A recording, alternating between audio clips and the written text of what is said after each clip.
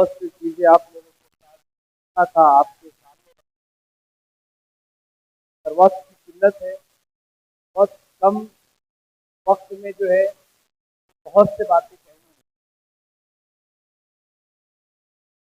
मालेगांव की एक अपनी पहचान है, उसकी अपनी एक अलग दुनिया है। हिंदुस्तान में महाराष्ट्र है और महाराष्ट्र में मालेगांव अपनी एक अलग समाजी और सियासी पहचान लेके चलता है। इस मजदूरों के शहर में मजदूरों को शहर जिसकी पहचान है वो एक सियासी मजबूरों का या सियासी मजबूरी का एक गढ़ बन चुका है।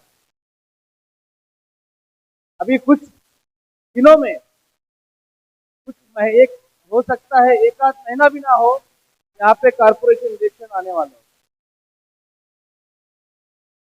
इसके मद्देनजर में मुझे कुछ चीजें बोलना है आप लोगों को, लेकिन उसके पहले हमारे जनरल सेक्रेटरी साहब इब्राहिम साहब उन्होंने बोला कि हम ये जानना है कि एसडीपीआई क्यों जरूरी है और एसडीपीआई है क्या चीज। और मैं ये बोलना चाहता हूँ कि एसडीपीआई क्यों जरूरी है, उससे पहले सियासत क्यों जरूरी है वो जानना बहुत जरूरी है। कुछ लोग तो अपने आप को ये कहते हैं कि हम बहुत दीनदार हैं, हम बहुत अच्छे हैं, सियासत जो है गंदगी है, इससे दूर रहना है, हमें इसमें शामिल नहीं होना है। तो यही सोच अक्सरियत में लोगों की रह चुकी है अब तक। लेकिन मैं कहना चाहता हूँ आज यही सियासत जो है ये तय कर रही है कि आप क्या खाएंगे। यही सियासत तय कर रही है कि आप अजान देंगे नहीं देंगे।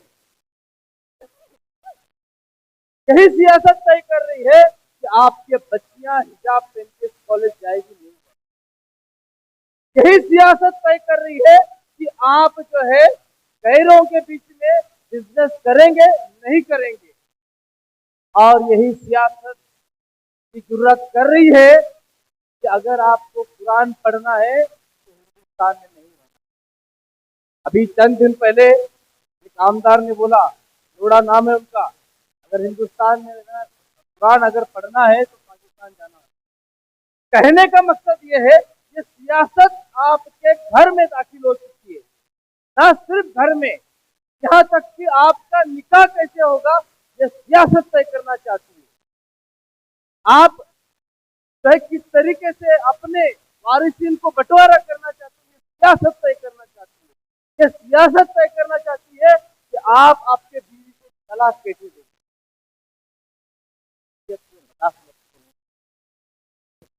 ये और कर रही है। मसला ये है कि जब इतने मसले चल रहे हैं, इतने प्रॉब्लम चल रहे हैं, आज महाराष्ट्र की बात करता हूं मैं हिंदुस्तान की सियासत की बात नहीं करूंगा। पिछले हफ्ते लोग बोलते हैं बिजनेस के ताल्लुक से, अभी सुना होगा मराठी में बोला जाता है आर्थिक बहिष्कार। आर्थिक बहिष्कार मतलब इकोनॉमिक बाइकॉट। वो भी बोलता है और भी दीगर बोलते हैं। पता है आपको उसका इम्पैक्ट क्या हुआ है, उसके असरात क्या हुए पता है आप लोगों को? आपने शायद खबर नहीं सुनी। मैं आप लोगों को कोंकण के अंदर 15 दिन पहले एक आफ्ताब नाम का मुस्लिम व्यापारी था। वो बेचारा फूल बेचता था, अपना जो भी है घर का 2 बच्चे और बीवी से माँ बाप को संभालता था। लेकिन चंद हिंदुत्ववादियों ने, वो है रत्ना की सिंधुदुर्ग का, यही नीतीश राणे की कॉन्स्टिट्यूशन मतदार संघ। वो चंद दिन पहले हिंदुत्ववादियों ने उन्हें बोला 1 महीने से मुसलमान है, हम इसको व्यापार करने नहीं देंगे। वो बार बार पुलिस के पास जाता रहा, ग्राम पंचायत के पास गया, वो लेटर लिखे, दरख्वास्त की। पिछले 10 दिन पहले एक खिलौने की दुकान उसको लगाना था, जो मेला होता है उसके अंदर, वो गिड़गिड़ाता रहा, नहीं दिया गया। पैसे से पूरे पैसे देके खिलौने लेके आया था। आप यकीन मानिए सुबह के तहज्जुद के वक्त में उठ के वीडियो बनाया, वीडियो में बोलता है आंख में आंसू ला के बुलाओ, मैं बहुत मजबूर हूँ। इन हिंदुत्ववादियों ने हमारा बहिष्कार किया है कि हमारे को खरीद करना है, हमसे कोई माल नहीं खरीदना है, मैं मजबूर हूँ, मेरे दो बच्चे हैं, लेकिन मैं जान देने के लिए मजबूर हूँ क्योंकि मेरा गुनाह ये है। हाँ, ये हालात सिर्फ वहां नहीं है मेरे भाई, यहाँ से चंद किलोमीटर दूरी के ऊपर जलगांव है। एक महीने के अंदर वहां पे 1 महीने के अंदर 3 नौजवानों का लिंचिंग हुआ, मॉब लिंचिंग 3 नौजवानों का। करने वाला कौन? जय शिव प्रतिष्ठान, जिन्होंने विशालगढ़ के अंदर मस्जिदों की उतना ढाने का काम किया था। वो 3 मॉब लिंचिंग होने के बाद में उस केस का जो इन्वेस्टिगेशन ऑफिसर है, वो ऑफिसर 1 महीने के बाद में वही लोगों की जो संस्था है उसके रैली में शुमार होता है और कई 100 लोग बिना तलवारों के साथ रैली करते हैं। आप क्या मैसेज देना चाहते हैं? ये हालात मुल्क के जो चल रहे हैं इसमें आपकी हर चीज तय कर रही है। अब सवाल यह है कि हमारे लिए कौन बात करता है, हमारे लिए कौन बात करता है? बहुत सारे लोग आएंगे मोहब्बत की दुकान चलाए, लेकिन क्या आपने देखा है मोहब्बत की दुकान में मुसलमान अलाउड नहीं? मोहब्बत की दुकान चली, जहाँ फसाद होता है, जहाँ मॉब लिंचिंग होता है, कोई नहीं आता आपके लिए। कौन आता है आपके लिए? इतना तो छोड़िए, हमने रोड, रास्ता, पानी, इसकी तो मुसलमान उम्मीद नहीं रखता है, लेकिन कम से कम हमारी जान, हमारी माल, हमारे अहलो अयाल से बढ़ के नबी अकरम मोहम्मद सल्लल्लाहु अलैहि वसल्लम की जान है। जब नामों से रिसालत के ऊपर नबी के शान में गुस्ताखी होती है, एक माइक का लाल बता दो आप लोग, जो उस बुनियाद पे जिसका दिल दहला हो और उसने सियासी तौर पर मजबूत आवाज उठाई हो। अफसोस की बात बोलना चाहता है, बोलना पड़ता है कि वो रामगिरी महाराज का जब मसला हुआ शिंदे, तो उस वक्त मुख्यमंत्री जी आकर बोले कि इनके बाल को भी धक्का नहीं लगेगा। अफसोस, बद अफसोस, हमारे मसलों की जबानें नहीं खुली। जाकर साहब जब नया बंगला बनता है तो वहां जाके गृह प्रवेश की वहां पे हमारे एमएलए साहब, आपको तकलीफ नहीं हुई? अभी कोई शान नहीं। मसला ये है यहाँ पे सियासत उनके लिए इंपॉर्टेंट है, नबी की शान, हमारी हुर्मत और हमारी इज्जत जारी नहीं। ये सियासत हमारे दूसरे के लोग पे गुस्ताखी करने वालों के साथ रुकते हैं, वो वहां तक नहीं रुकी गाड़ी। उसके बाद आप देखिए यही सियासत के अंदर आज आमदार के इलेक्शन के पहले, एमएलए इलेक्शन के पहले, आपके अभी जो आसिफ साहब है वो बहुत कश्मकश में थे, कहीं मुझे सहारा मिल जाए अजीत पवार साहब का। वो गुलाबी ख्वाब देख रहे थे। आजकल उन्होंने अपनी पार्टी का रंग गुलाबी किया हुआ है ना, वो गुलाबी सपने देख रहे थे, लेकिन उनको अंदाज आ गया मुसलमान इस चीज को बर्दाश्त नहीं करेगा। यही गुलाबी पार्टी है, यही गुलाबी पार्टी है अजीत पवार की, जिन्होंने वक्त अमेंडमेंट बिल को जो है सपोर्ट किया। यही गुलाबी पार्टी है जिसके संग्राम जगताप बोलता है कि उठाओ दांडे भगाओ लांडे। कौन सा माइक का लाल यहाँ पे मुसलमान एमएलए नहीं है, सिर्फ आकर अपने दायरे के अंदर बैठ के चुपके से यूट्यूब के ऊपर वीडियो बना के बाइट देने से तसल्ली नहीं है। आपको यहाँ के आवाम ने एमएलए बना के भेजा था, आप बड़े बड़े पार्टियों की नुमाइंदगी करते, क्यों बाहर आपका मुंह नहीं खुलता है? कौन सा डर है आपको? अल्लाह से बढ़कर कोई डर आपके दिल में घर करके बैठा हुआ है? इतना ही नहीं है, आज जो लोग अपनी गंदी सियासत के लिए, गंदी राजनीति के लिए ये लोगों ने चोले ओढ़ रखे हुए। तो लोग आते हैं कि ब्रांड अलग होता है, लेकिन नकली ब्रांड होते हैं, जैसे पेप्सी का बनता है, आदिदास के शूज आते हैं, जैसे नकली ब्रांड आते हैं, क्योंकि उनको मालूम है कि उनके अंदर वो काबिलियत नहीं है, उनके अंदर वो हुनर नहीं है, उनके अंदर वो दम नहीं है, उनके अंदर वो सलाहियत नहीं है। इसीलिए कुछ लोग जो ना गलत पैकिंग में आते हैं, वैसे ही जो है इस मालेगांव के अंदर एक गलत पैकिंग वाली पार्टी आ चुकी है जो अपने आप को इस्लाम पार्टी कहती है। कुछ शर्म है तुम में? जब कल को भाजपा वाला ये बोलेगा कि ये इस्लाम पार्टी जो है इसने जो है रिश्वत खाई, यही भाजपा वाला अगर कल को बोलेगा इसे इस्लाम पार्टी जो है ना बकवास है, नौजुबिल्ला, आप आपके गंदी सियासत के लिए हमारे इस्लाम को घसीट रहे। आप बनाइए जो करना है कीजिए, लेकिन इस्लाम को बदनाम नहीं करना है। तो ऐसे लोगों को समझने की जरूरत है कि क्या आ रहा है, गलत पैकिंग में गलत मटेरियल आ रहा है।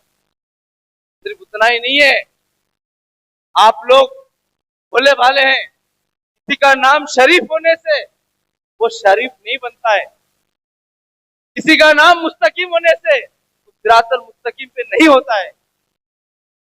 अपनी इज्जत की बात है, अपनी डिग्निटी की बात है। डिग्निटी मतलब क्या? नाम डिग्निटी होने से डिग्निटी आती है। डिग्निटी वो होती है जहां पे एक मुसलमान रहते हुए एक शहरी होते हुए इज्जत जिंदगी हो। आज मुझे बताइए, मालेगांव के अंदर मैं आपको कहना चाहता हूं, इस मालेगांव शहर को पूरी तरीके से सियासी तौर पे, सहनी तौर पे गुलाम बनाया गया है और गुलाम बनाने वाले 5 फैमिलीज है। इन 4 से 3 फैमिलीज ने गुलाम बनाया। सत्ता पलट पलट के आती है, अलग अलग पार्टियों के रूप में लोग आगे आते हैं, लेकिन ये खानदानी सियासत खत्म नहीं होती है। ये 3-4 खानदानों ने इस मालेगांव के लोगों को सहनी गुलाम और सियासी गुलाम बना के रखा हुआ है। इस सहनी गुलामगिरी और सियासी गुलामगिरी से आजादी दिलाने के लिए सीपीआई आ चुकी है। सिर्फ इलेक्शन लड़ने के लिए हम लोग नहीं आए, हम आपको, आपके हुकूकों को और इसकी लड़ाई लड़ने के लिए हम लोग यहाँ आ चुके हैं। तो इलेक्शन आते हैं, चले जाते हैं।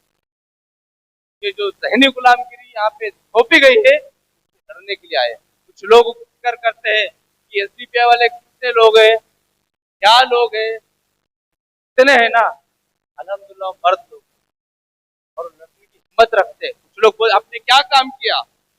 हमारे पास एक भी एमएलए नहीं है महाराष्ट्र में, एक भी कॉर्पोरेटर नहीं है, लेकिन मैं आपको बोलना चाहता हूँ हमने क्या काम किया। कुछ लोगों ने किया है काम, बहुत सारे निचले रोड पे, शहर लेवल पे बहुत सारे काम किए, लेकिन वो काम किया जो एमएलए रहते हुए और बाकी लोग रहते हुए नहीं कर पाए।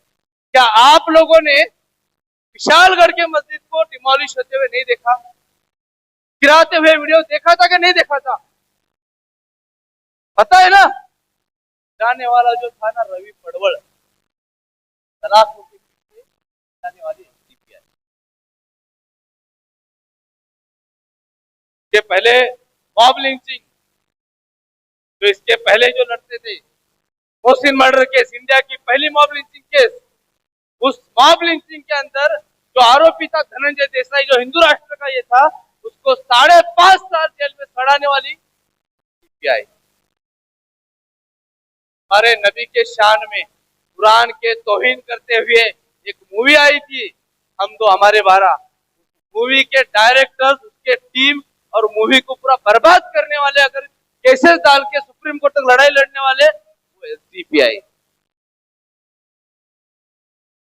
वसीम रिजवी, और तो जानते हैं ना आप लोग, उसने भी एक फिल्म बनाई थी राम जन्मभूमि के नाम से। वो फिल्म पे बैन लेके आने वाले, सुप्रीम कोर्ट तक लड़ने वाले एसडीपीआई। भोंगा भोंगा भोंगा करते जो भाजपा का अनाधिकृत अश्लील भोंगा, आपको कौन जानते होंगे, किरीट सोमैया। वो किरीट सोमैया पूरे महाराष्ट्र में घूम रहा था भोंगे के ताल्लुक से, भोंगा निकालो भोंगा निकालो। वो तकरीबन महाराष्ट्र में सबसे पहले उस किरीट सोमैया डर के भगाने वाले अगर कोई थे मुंबई के अंदर, वो एसडीपीआई। जाके चेक कर लो। वो मालेगांव में आया, लफड़े कर रहा था, उसको फेस टू फेस करने की हिम्मत दिखाने वाले एसडीपीआई। के बाद में वक्फ की जमीन का घोटाला आप लोगों को मालूम होगा, 1200 करोड़, आप आंकड़ा गुमान कीजिए, 1200 करोड़ की जमीन 9 करोड़ में बेची गई। उस वक्फ के घोटाले के अंदर वक्फ के सीईओ को चेयरमैन या उनके वक्फ बोर्ड के कच्चा चिट्ठा बाहर निकालने वाली एसडीपीआई।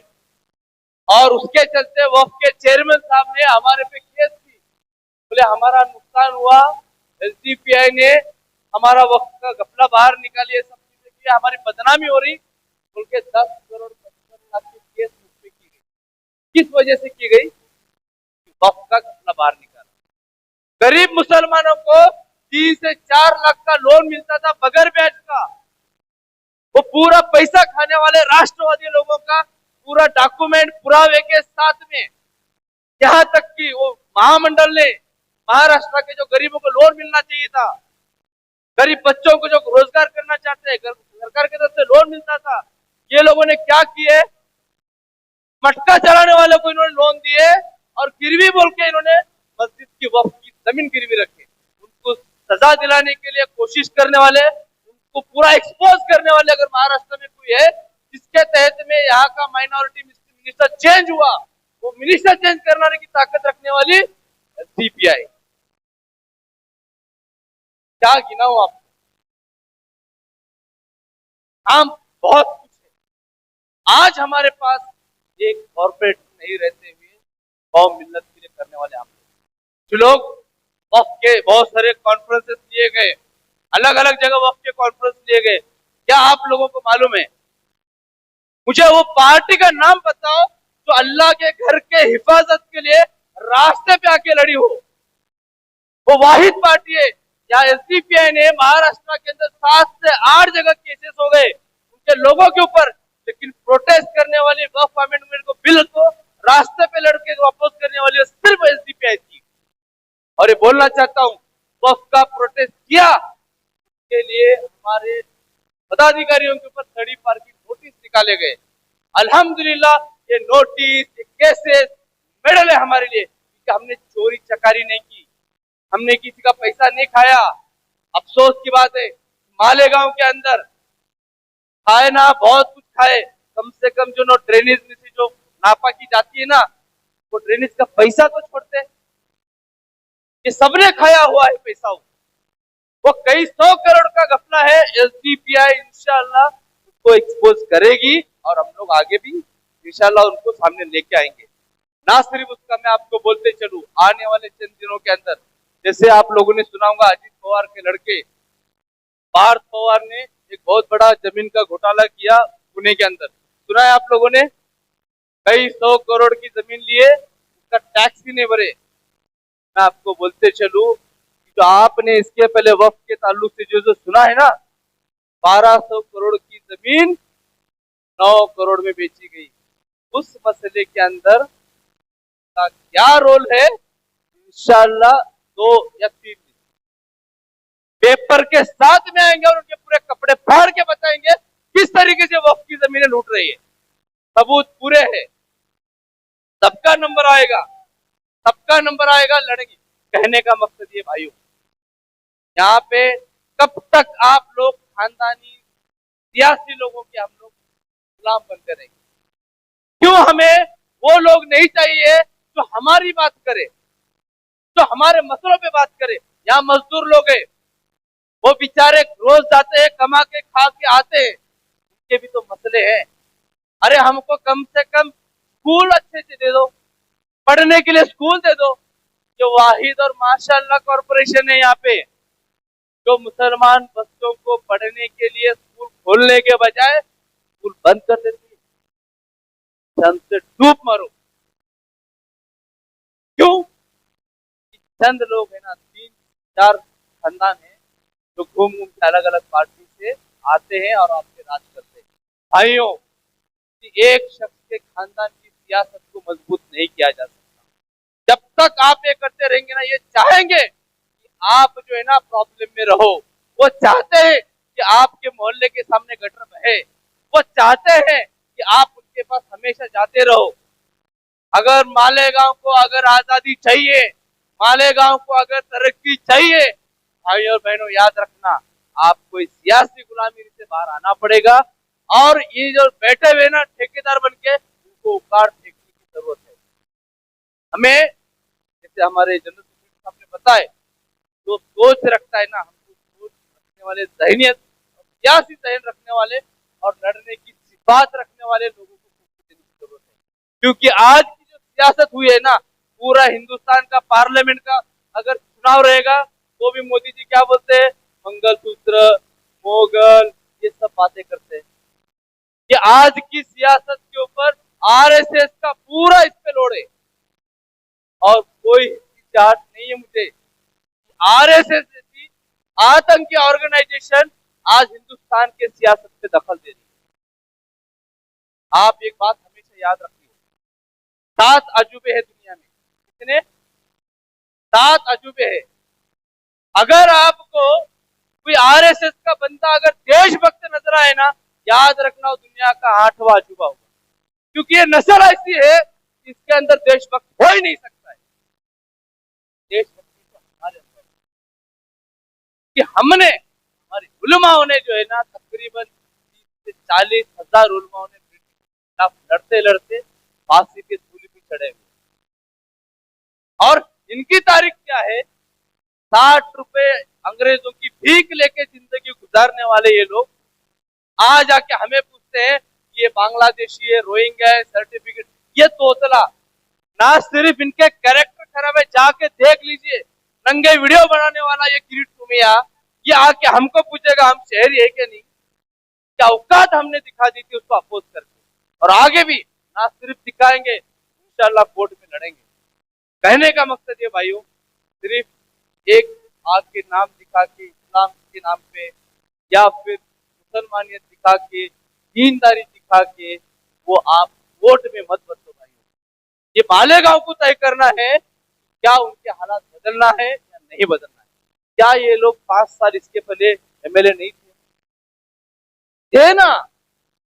क्यों नहीं करते? अभी बोलते हैं कि हम लोग जब विधानसभा में जाएंगे तो मैं नीतीश राणा को तमाच मार दूंगा। ये क्यों भाई? इतने दिन को क्या हुआ था जब आप थे, तब उस टाइम पे क्या किए? हम पूरे महाराष्ट्र में, चाहे वो परभनी में जुल्म हो, नांदेड़ में जुल्म हो, जलगांव में जुल्म हो, या फिर कोल्हापुर में जुल्म हो, या फिर कोंकण में जुल्म हो, तो जुल्म के लिए रुकने वाली वाहिद लीडर, ईमानदार अगर मुजाहिदों की कोई जमात और एसडीपीआई है, वो सियासी जमात तो एसडीपीआई। वरना हम लोग जो आए हैं ना, कुछ लोग बोलते हैं हमको, कुछ हमारे मेंबर्स को डराने की कोशिश करते हैं। ये जो अभी आपके एक्स एमएलए है आसिफ शेख और बाकी, बोले एसडीपीआई से दूर रहना, आने वाले 2-4 महीने में ना एजेंसी उनके पीछे पड़ेगी। किसको डरा रहे थे? किसको डरा रहे थे? अरे जो लोग मरने की अरमान लेके, तड़प लेके एसडीपीआई में काम कर रहे हैं, उनको तुम एजेंसी का डर दिखा रहे हो? हाँ? और ये बोलना चाहता हूं, हमको ये एसडीपीआई वाहिद है जो सबसे ज्यादा यहाँ के कानून का पालन करते हुए चलते। सबसे ज्यादा अगर कोई जमात सियासी तौर पे कानून का इस्तेमाल करना जानती है ना, तो एसडीपीआई है। और हम बोलते हैं कि हमारे लोगों को बोलते हैं कि हमारे लिए संविधान और इस देश का कानून सबसे ज्यादा इंपॉर्टेंट है। इसीलिए आप देखिए बहुत सारे मर्तबा, चाहे वो रिलीफ हो, बारिश हो, या फिर आफत हो या फसाद हो, सबसे ज्यादा पुलिस से जहां मदद करती है हम सबसे ज्यादा उनको हेल्प करते हैं। लेकिन हेल्प करने का मतलब ये नहीं कि हम लोगों ने गुलामगिरी दे दी। तो ये डराना छोड़ दो। जब मौलाना आजाद का हमने घपला, मौलाना आजाद जो महामंडल है उसका जब लोन का घपला हम लोगों ने बाहर लेके आए, उस वक्त में जो है एक 18 डिस्ट्रिक्ट में, तकरीबन महाराष्ट्र के 18 डिस्ट्रिक्ट में पहली बार ऐसा हुआ कि 18 डिस्ट्रिक्ट में मौलाना आजाद के ऑफिस से हमने इंस्पेक्शन किए। बाकायदा हम लोग फाइल खोल खोल के चेक किए। एक दिन में, वाहिद एक दिन में पूरे ऑफिस में रेड के जैसा हमने रेड मारने वाले एसडीपीआई। तो ये कानून, तो कानून और ये सारी चीजें जो है ना दिखाते। अच्छा, ये एसडीपीआई है किसकी पार्टी? आपको अगर बोला जाए कि मनसे किसकी पार्टी है, राज ठाकरे की। शिवसेना किसकी है? अब वो भी 2 हो गए। तो दूसरों को तोड़ने की बात करते, खुद टूट गए। तो शिव उद्धव ठाकरे की बोलेंगे, मैं तो सेना को दूसरा। और समाजवादी किसकी पार्टी है? किसके? किसकी है? मालेगांव वालों को मालूम है ना, की है। आरजेडी लालू यादव की है। राष्ट्रवादी किसकी है? वो भी दो हो गए वर्जन, एक अजित पवार, एक शरद पवार। एसडीपीआई है किसकी पार्टी? भाई और बहनों, हम आपको किसी खानदान के सियासी गुलाम बनाने के लिए नहीं आए, हम किसी नेता का गुलाम बनाने के लिए आपको नहीं आए। ये एसडीपीआई अगर किसी की पार्टी है तो वो आम आवाम की पार्टी है। यहाँ पे आपको किसी का खानदान नजर नहीं आएगा। वो सलाहियत वाले, वो लड़ने वाले मुजाहिद नजर आएंगे जो सियासी इक़्तिदार हासिल करके जो है ना लोगों के लिए काम करना चाहते हैं। तो एसडीपीआई किसी की पार्टी अगर है वो आवाम की पार्टी है, ना मेरी पार्टी है, ना मजहर की पार्टी है, ना कलीम साहब की पार्टी है, ना अब्दुल्ला भाई की पार्टी है। यहाँ पे रिश्तेदारी घर देख के पोस्ट नहीं दिए जाते। अब इलेक्शन आने वाला है ना, अगर कौम और मिल्लत का आप पे सच में दर्द है, मैं ये आसिफ शेख उनसे भी कहता हूँ और हमारे एमएलए साहब को भी कहता हूँ, अगर आपके अंदर सच में कौम की ईमानदारी है, आप पे अगर जज्बा है, तो इन आवाम के अंदर जो काम करने वाले लोग हैं, आम आवाम को इख्तियार में लाके बिठाओ। लेकिन नहीं करेंगे। ये बिठाएंगे अपने चाचा को, ये बिठाएंगे अपने चाची को, ये बिठाएंगे अपने माँ को, ये बिठाएंगे अपने भाई को। हम क्यों उनको चुन के दे? क्यों चुन कर दे? बताइए मुझे, क्या सियासी उन्होंने हमारे लिए काम किया हुआ है? क्योंकि वो शेख खानदान में पैदा हो गए, इसके लिए हमने ठेका लेके रखा है कि हम चुन के देंगे। क्यों चुन के दे? कब तक हम लोग जो बर्दाश्त करें? क्यों हमारी आवाज ना बने? हम लोग जो हमारी बात करे, जो अपनी बात करे, कब तक इनके सियासी गुलाम बन के बैठेंगे? याद रखना, ये लोग अपने खानदान को बचाना चाहते हैं या अपने खानदान की जो है ना गुलामी कराना चाहते हैं। ये आवाम के मसले लेके आएंगे, इस्लाम का नाम लेके आएंगे। पहले चीज तो ये मैं आवाम को गुजारिश करता हूँ, मैं पुणे से आया हूँ, मैं मालेगांव के आवाम से गुजारिश करता हूँ, इस्लाम हमारा बुलंद है, इस्लाम पाक नाम है, ये अल्लाह से और दीन से जुड़ा हुआ नाम है। इसके ऊपर गंदी सियासत करने मत दो आप लोग। जब भी कोई सियासत के लिए इस्लाम बोले उसको रोको, कि कल जाके भाजपा वाले जो है ना यही इस्लाम को लेके नौजुबिल्ला गाली देंगे और बाद में जब हम केस करने जाएंगे तो पलट जाएंगे, बोलेंगे कि हमने तो ये इस्लाम पार्टी के बारे में बोला है। ये बचने का जो कवच बना के है ना, ये देने वाले इस्लाम पार्टी वाले। मेरे भाइयों और बहनों, वक्त आ चुका है। एसडीपीआई जो है ना आम आदमी को इख्तियार में लाना चाहता है। हमारे बैठे हुए देश में जो मंच में बैठे हुए लोग हैं, कोई बता दे कि एक खानदान के दो लोग हैं। मेरा चैलेंज है, कोई बता दे कि दोस्त मिलके कुछ ग्रुप करके बना हुए हैं। यहाँ पे हर कोई जो जुड़ा हुआ है अलग अलग है, लेकिन उसके अंदर सलाहियत है, उसके अंदर जो है ना जरूरत है सवाल पूछने की, उसके अंदर कमिटमेंट है, उसके अंदर इखलास है, नियत पे जुड़ा हुआ है, ना कि दलाली करने के लिए। क्योंकि आज आगे कारपोरेशन इलेक्शन में आएंगे, ये लोग आपको 500 में गरीबों में जाके खरीदेंगे। यहाँ के माजी आमदार या ये लोग अपने एरिया से इलेक्शन क्यों नहीं लड़ते? तो मालूम है वहां पढ़े लिखे लोग हैं, हारने का डर सताता है, इसीलिए दूसरे जगह जाएंगे जहां पे 500,000 रुपए देके खरीद सकते। 500,000 में अगर आपने वोटिंग किया तो 500,000 में आपने 5 साल का मुस्तकबिल बेच दिया, और 500 आने वाले मुसीबतों के लड़ने के लिए जो है ना आप लोगों ने खुला दरवाजा कर दिया। आप उनके पास मसले लेके जाएंगे, यहाँ के कॉर्पोरेटर्स जाके पूछो, जब मसले लेके जाते क्या बोलते हैं? हमने पैसे दिए थे, काम के लिए नहीं दिए। आपको नजदीक भी नहीं लेते, जल्दी हो बाहर रुको, आप सो के उठ के आ रहे 12 बजे, है ना, जिनकी फजर 12 बजे 1 बजे होती है, ये तुम्हारे सियासी नुमाइंदे। मेरे प्यारे भाइयों, मैं आके यहाँ पे इलेक्शन नहीं लड़ने वाला हूँ। हम एक प्लेटफॉर्म लेके आए हैं, ये आपकी जिम्मेदारी है, ये आपकी अमानत है, आप लोग हाथ में लेना है और इसको मजबूत करना है। और मैं बोलते चलूं कि ये लोग इलेक्शन में इन्वेस्टमेंट करेंगे, 5 करोड़ 10 करोड़ खर्चा करेंगे। आपको क्या लगता है 5-10 करोड़ रुपए खर्चा करने के बाद में 5 साल वसूल नहीं करेंगे? करेंगे। अपने बच्चों का, अपना मुस्तकबिल आप ना बेचें।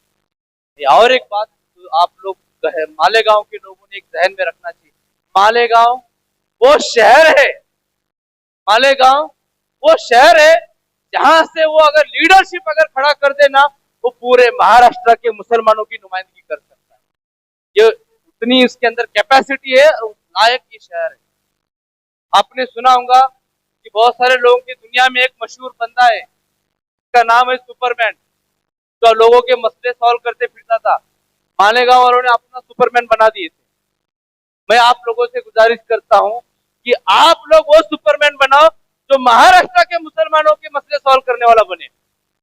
वो जिम्मेदारी आप लोग उठाना है। बहुत सी बातें हैं लेकिन वक्त हो चुका है, जैसे मैंने बताया 10 मिनट थोड़ा ज्यादा हुए। मैं पुलिस प्रशासन से भी चाहता हूं कि आप कोऑपरेट करें, बहुत दिनों बाद मौका मिलता है और वक्त का, जैसे मैंने बताया कि हम लोग नियमों का पालन करने वाले। मैं मेरी बात खत्म करता हूँ, सिर्फ ये बोलना चाहता हूँ, ये इलेक्शन सिर्फ सीट जीतने के इलेक्शन नहीं है, सियासी समाजी गुलामगिरी से आजादी पाने की ये इलेक्शन है या ये लड़ाई है। इस स्टेज पे तशरीफ फरमा रियासती सदर अजहर तांबुली साहब, जिला सदर मजहर साहब, स्टेट कमेटी के हमारे जिम्मेदारान अब्दुल्ला खान साहब, मुश्ताक महाज साहब और तमाम हमारे जिम्मेदारान, पार्टी के लीडर्स, कैडर्स, मेंबर और मालेगांव शहर के दानिशवरान, कौम व मिल्लत का दर्द रखने वाले आप तमाम लोगों का मैं इस्तकबाल करते हुए आपकी खिदमत में सलाम पेश करता हूँ। अस्सलाम वालेकुम व रहमतुल्लाहि व बरकातहू। आज का ये जलसा, इसका पैगाम वाज़े तौर पर, खुले तौर पर आप सब लोगों को समझ में आ चुका है कि ये जलसा आने वाले वक्त में जो लोकल बॉडी इलेक्शन, महानगर पालिका के इलेक्शन पूरे महाराष्ट्र के अंदर होने जा रहे हैं, उसको लेकर जिस तरह पूरी सियासी पार्टियां तैयारियां कर रही है, उसी तरह social democratic party of India SDPI भी महाराष्ट्र के अंदर एक सियासी मुतबादिल के तौर पर अपने आप को मजबूत करने के अंदर लगी। और 2009 से जब से ये पार्टी बनी, बनने के बाद पूरे मुल्क में जिस तरह से एक पार्टी का नेटवर्क बनाने के अंदर ये पार्टी कामयाब हुई और आज भारत के 15 रियासतों के अंदर ये पार्टी सरगर्म। लोग आपको कहेंगे, क्योंकि हमारे पास जो मेंबरान जुड़ते हैं, जो कैडर्स हमारे जो है तो पार्टी के साथ जुड़ते हैं, आप सब लोग भी अच्छी तरह वाकिफ है और महाराष्ट्र की आवाम भी धीरे धीरे ये समझ रही है कि एसडीपीआई के साथ में जो लोग जुड़ते हैं, ये लोग अपने जज्बात को लेकर, अपने एहसासात को लेकर और अपने दिल की एक आवाज समझकर जो है तो एसडीपीआई से जुड़ रहे हैं। उसमें हमारी मुखालिफ पार्टियां या फिर एसडीपीआई की मुखालिफत करने वाले लोगों को बहुत हसद और जलन भी होती है।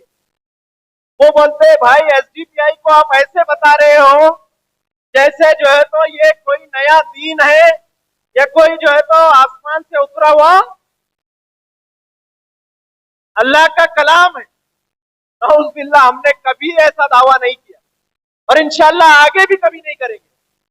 लेकिन एक दावा हम करते हैं, वो दावा यहां मौजूद सभी हमारे लोग पूरे शहर के अंदर जाकर पूरे एतमाद के साथ में, पूरे कुव्वत के साथ में, पूरे भरोसे के साथ में डंके की चोट पर आप ये दावा करना है, क्या करना है कि भाई हम ना कोई दीन लाए हैं, ना कोई इस्लाम लाए हैं, ना एक अल्लाह का कलाम लाए हैं।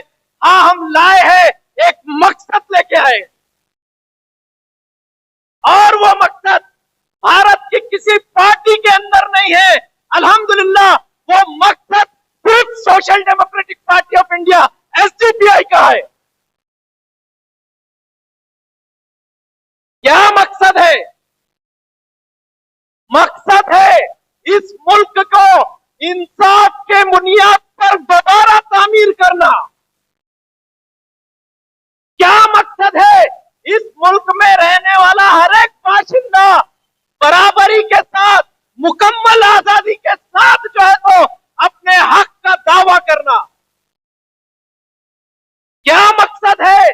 हमारे मुजाहिदे आजादी जिन्होंने इस मुल्क को आजाद करने के लिए बड़ी बड़ी कुर्बानियां दी, जान माल सब कुछ कुर्बान कर दिया, वो हमारे बुजुर्ग जो मुजाहिदे आजादी है, उनके जो ख्वाब है, उनकी जो आरज़ू थी, उनकी जो तमन्ना थी, वो आरज़ुओं का भारत को जो है तो दोबारा तामीर करना।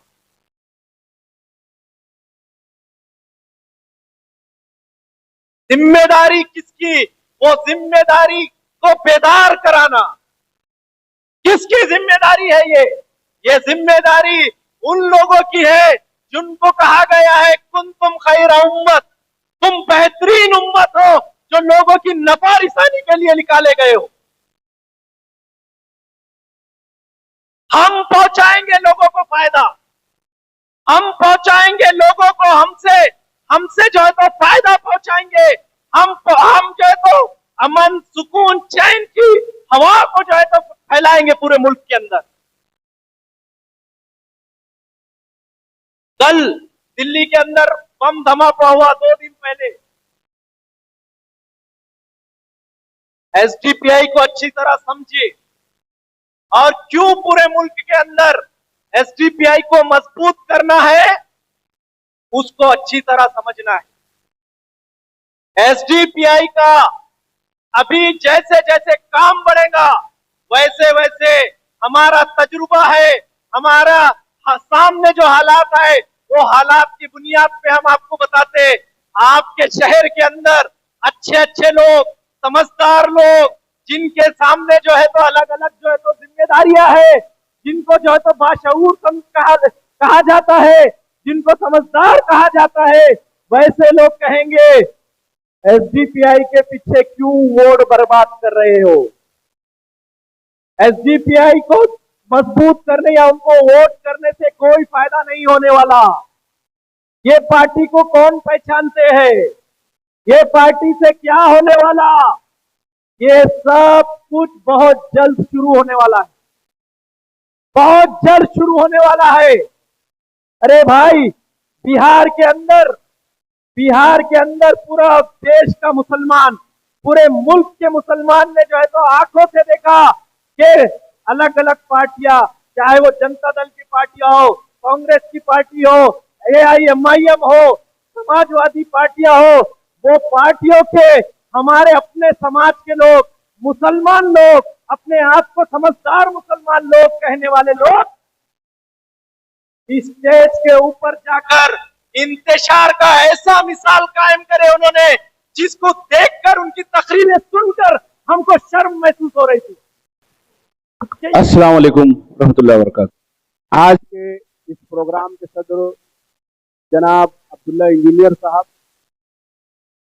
मालेगांव शहरी सदर ताज साहब, नासिक जिले सदर मजहर इलियास साहब, और रियासती सदर हमारे अब्दुल अजीज लीडर एडवोकेट अजहर कंबोली साहब, रियासती जनरल सेक्रेटरी औरंगाबाद से तशरीफ लाए हमारे सैयद कलीम साहब, और आप सभी सामईन, जैसा कि आप लोग जानते हैं आज का ये प्रोग्राम हमारा इस मकसद के तहत रखा गया है कि हम हमारे वर्करों से, हमारे लीडरान के जरिए कुछ बातें आप लोगों के रूबरू रखकर शहर मालेगांव की आवाम को एकदम साफ सुथरा और शफाफ पैगाम देना चाहते हैं।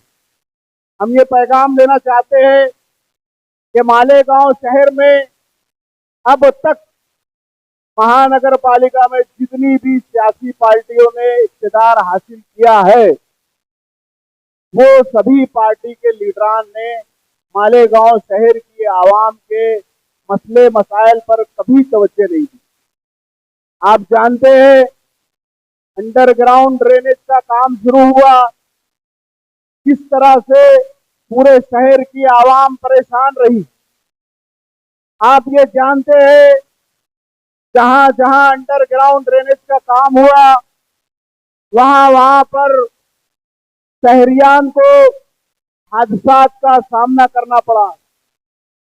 आप ये भी जानते हैं, इसमें मुख्तलिफ मकामात पर अमवात भी हुई, लोग गड्ढों में गिरकर मर गए। अंडरग्राउंड ड्रेनेज के ठेकेदार की लापरवाही की वजह से लोग हादसात का शिकार हुए, लोग जख्मी हो गए, जिंदगी भर के लिए माजूर हो गए। ये तस्वीर का एक रुख, और तस्वीर का दूसरा रुख आपको पता है, नदी के उस पार भी अंडरग्राउंड ड्रेनेज का काम हुआ। नदी के उस पार भी गड्ढे खोदे गए, लेकिन हस्ब जरूरत जब कभी भी उनको जरूरत होती थी, जितनी जगह पर उनको वो पाइप डालना होता था, पाइप डालने के फौरन बाद गड्ढों को बंद कर दिया जाता था। आपने देखा, नदी के उस पार जो काम हुआ, काम में शफाफियत, पारदर्शिता नजर आती है। काम में एक तरह से काम करने वाला एक जिम्मेदार नजर आता है। मेरा सवाल है आप लोगों से, ठेकेदार तो एक ही है, ये वही ठेकेदार है जो शहर के इस तरफ काम करता है, तो मुसलसल लापरवाही करता है, शहर के उस जानिब काम करता है तो इंतहाई तवज्जो के साथ काम करता है। ये फर्क क्यों? इसी तरह आप लोगों ने देखा, मालेगांव शहर में पीने के पानी की तकलीफ, शहरियान को 15-15 दिनों तक पानी नहीं मिला। मालेगांव शहर के लीडरान, मालेगांव शहर के कायदीन कुछ नहीं कर सके। हमने देखा, नए बस स्टैंड के पास फ्लाईओवर ब्रिज के नीचे पाइप फूट जाने की वजह से तकरीबन 8 दिनों तक शहरियान को पानी नहीं मिल सका। दुरुस्ती और मरम्मत का काम चलता रहा। उसके फौरन बाद जैसे ही ये काम मुकम्मल हुआ, उसके फौरन बाद फिर से उसी के थोड़ा फासले पर ये पाइप फिर फूट गया। शहरियान को, माँ बहनों को 15-15 दिनों तक पीने के पानी से महरूम होना पड़ा।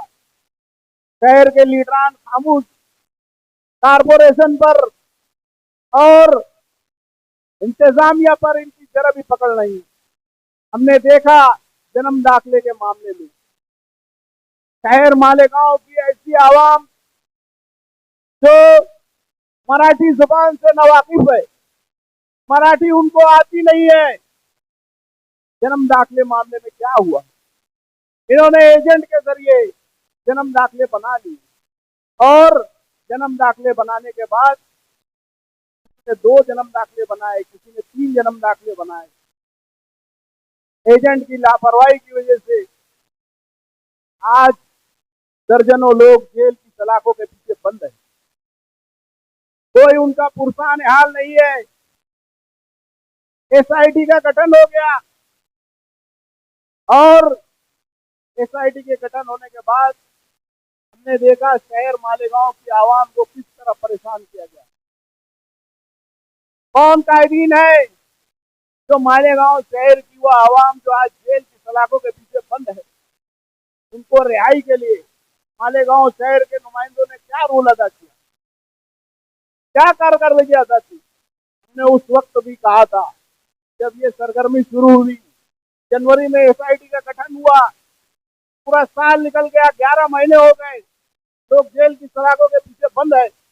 हमने जब भी कहा था और अभी फिर से यही कह रहे हो, जब तक कारपोरेशन का इलेक्शन शुरू नहीं होगा कोई भी लोग बाहर आने वाले नहीं। इनकी रिहाई के लिए कोई इकदाम किए जाने वाले नहीं है। हम देख रहे हैं कि एक ऐसा गुनाह, अगर किसी ने बोगस जन्म दाखिला सच में बना लिया है तो उसका गुनाह क्या है, उसका जुर्माना क्या है, उसकी सजा क्या है? तो मालेगांव शहर के लीडरान इस जाने मुखलिसाना तौर पर काम करने के लिए तैयार नहीं है। मालेगांव शहर के कायदीन आवाम को बेवकूफ समझते हैं, आवाम को बेवकूफ बनाकर यह सियासत करना चाहते हैं। इसीलिए आप लोगों के दरमियान हमारी ये party social democratic party of India का एकदम साफ सुथरा पैगाम है। हम रुपये पैसों की रेल फेल पर इलेक्शन नहीं चाहते। हम ये चाहते हैं कि आप अपने कायदीन को पहचाने, कौन आप लोगों के लिए मुखलिस है, आप उनको जाने, आप ये महसूस करें कि आपके दुख दर्द में कौन खड़ा हो सकता है। आप ये महसूस करें कि कौन कायदीन है जो आपके एक फोन पर आपके पास आ सकते हैं। आप ये महसूस करें कौन कायदीन है जो आपके दुख दर्द में शामिल हो सकते हैं। ऐसे ही लोगों का साथ दे और सबसे बेहतर पार्टी हमारी पार्टी है social democratic party of India. इसके कायदीन ये कोई सियासी बिजनेसमैन नहीं है, ये कोई सियासत को बतौर बिजनेस इस्तेमाल नहीं करते हैं। इसलिए मालेगांव शहर की आवाम हमें भी मौका दे।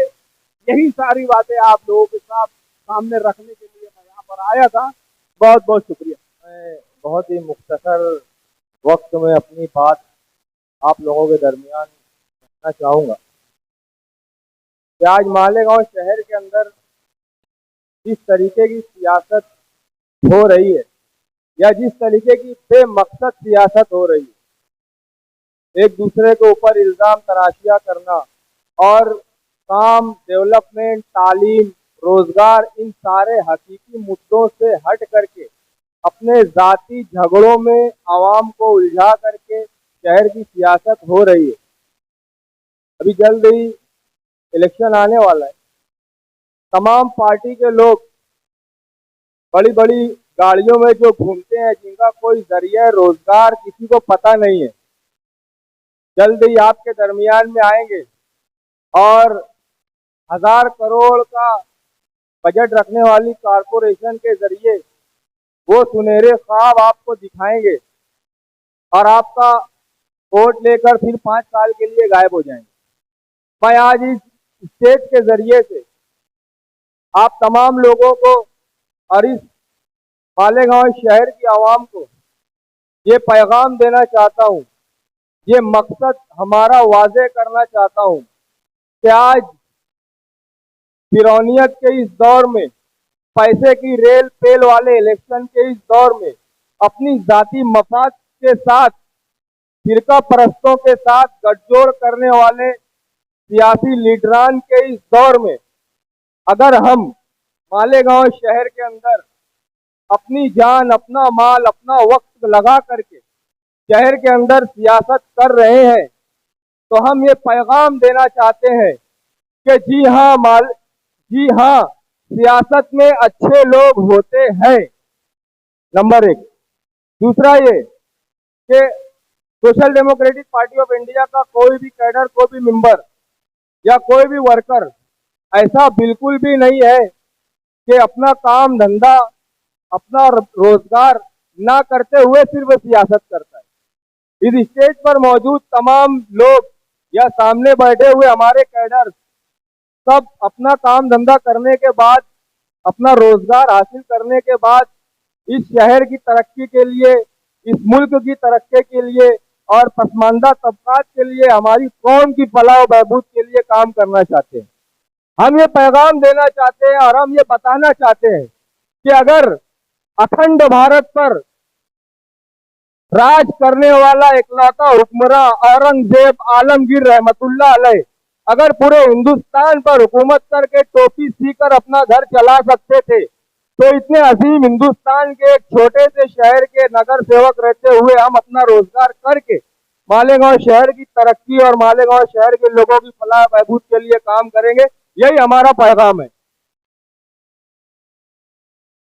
मालेगांव शहर के अंदर एक रिवाज बन गया है कि मालेगांव शहर के अंदर जो बरादरीवाद और खानदानी सियासत इस वक्त चल रही है कि अगर कोई खानवादा या सियासी खानवादा जो बरसों से इक्तदार के अंदर कहीं ना कहीं किसी किसी पार्टियों के अंदर रहते हुए कभी इसमें कभी उसमें, जब वो किसी पार्टी को छोड़कर दूसरी पार्टी के अंदर जाते हैं तो वो सियासी जमात तकरीबन खत्म हो जाती है। हम social democratic party of India एक सोच है, किसी शख्स के आने से या किसी शख्स के जाने से सोच खत्म नहीं होती। पार्टी अपनी जगह मौजूद रहेगी।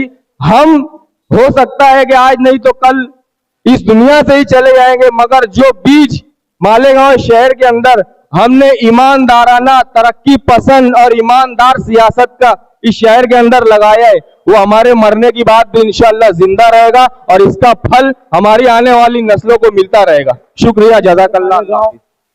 Social democratic party of India SDPI की जानिब से कार्यकर्ता मेड़ावा रखा गया है। आप तमाम लोग इस बात से बाखूबी वाकिफ है कि ये मेड़ावा रखने का मकसद क्या है। जैसे कि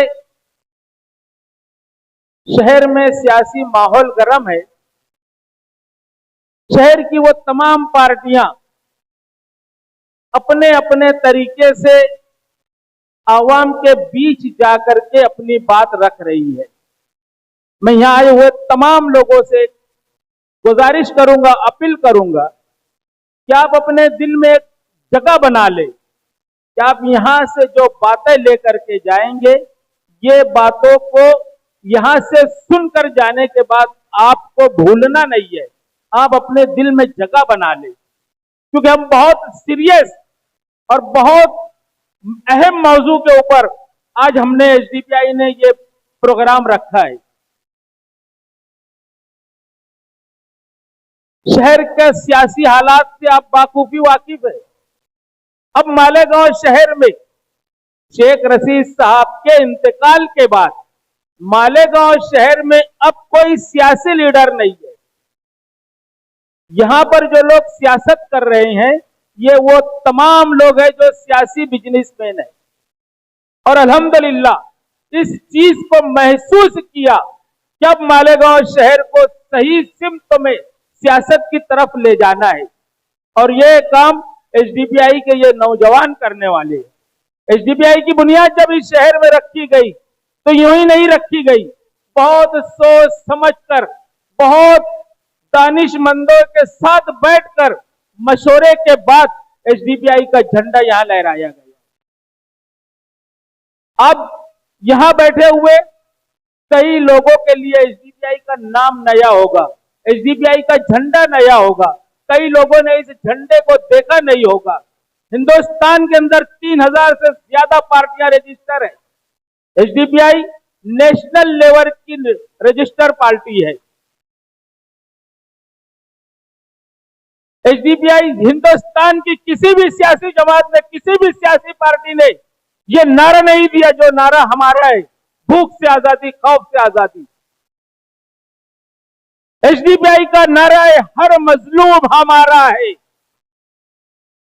इन 9-10 सालों के अंदर एसडीपीआई ने जो अपने कदम को पूरे हिंदुस्तान के अंदर मजबूती के साथ जमाया है, वो इतनी आसानी से नहीं जमाया। हमारे दानिश्वरों ने, हमारे लीडरों ने, हमारे बड़ों ने बहुत जद्दोजहद के साथ, बहुत कुर्बानियों के साथ एसडीपीआई के झंडे को लेकर के हम चल रहे हैं। आज जिस ढंग से, जिस तरीके से हिंदुस्तान की सियासत चल रही है, संविधान को खत्म करने की बात होती है। कोई भी सियासी सेकुलर पार्टियों के लीडरों के अंदर वो जुर्रत नहीं है कि वो जाकर के बीजेपी हुकूमत की मुखालफत करे। डर है ईडी का, डर है एनआईए का, डर है इनके करप्शन और इनके भ्रष्टाचारों की, इनके भ्रष्टाचारी के ऊपर बीजेपी हुकूमत जो इनका गिरबान पकड़ रही है। अल्हम्दुलिल्लाह एसडीपीआई के पास कोई एमपी नहीं है, कोई एमएलए नहीं है।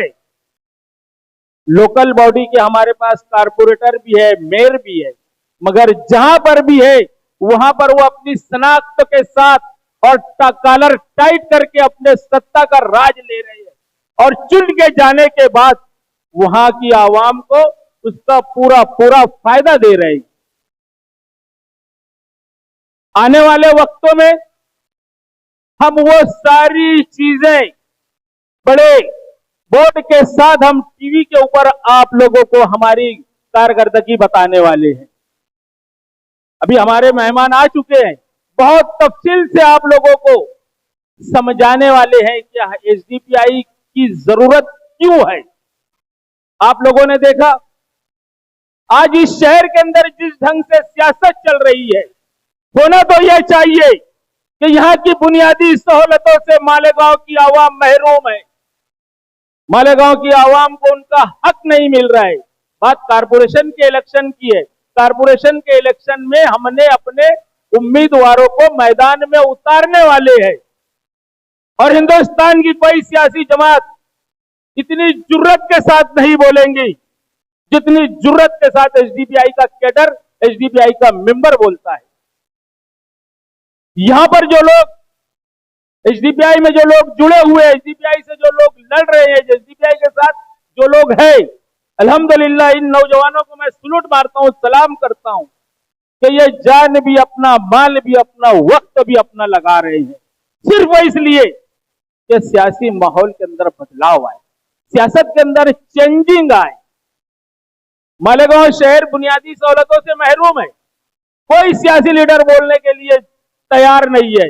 मैं बार बार एक जुमला कहता हूं कि मालेगांव शहर में अब कोई सियासी लीडर नहीं है, ये तमाम लोग सियासी बिजनेसमैन है। आपके सामने जन्म दाखिलों के मामले हैं, एसआईटी का मामला है।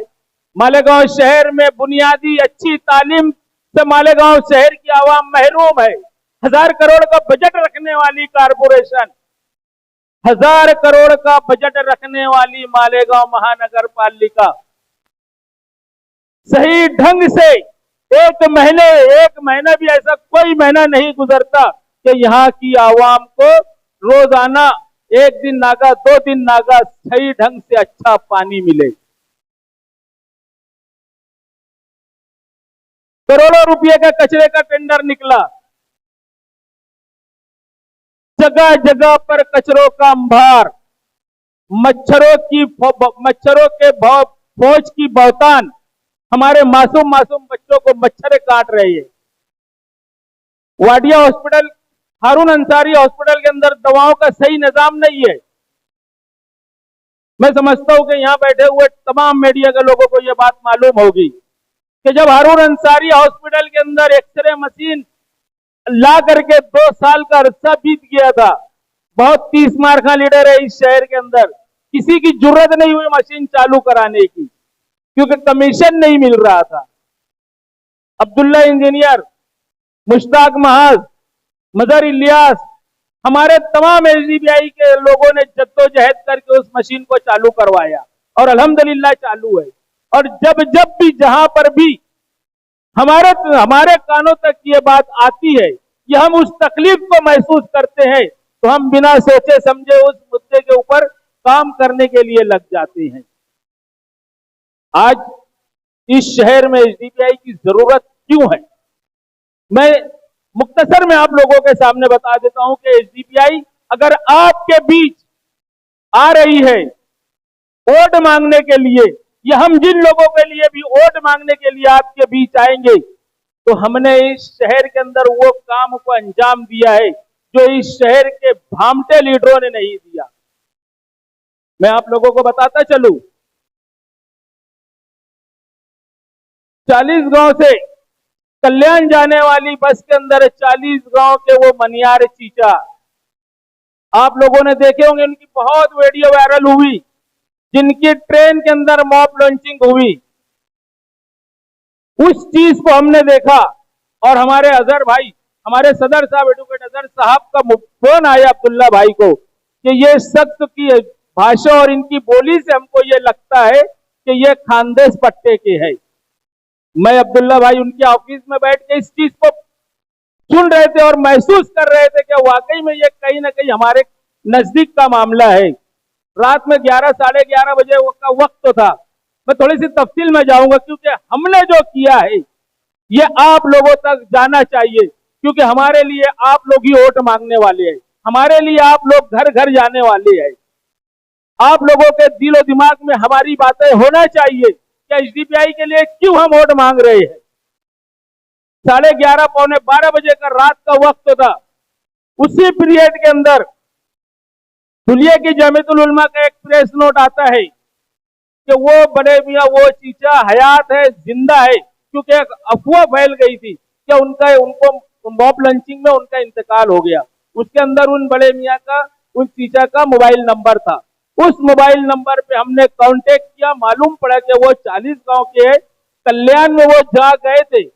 वहां से हमने मालूमात लेकर के उन जिन गुंडों ने, जिन फिरका परस्तों ने उस टीचा के साथ मारधाड़ की थी, जेल की सलाखों के पीछे डालने का काम एसडीपीआई ने मालेगांव में बैठ करके कल्याण पुलिस स्टेशन में किया।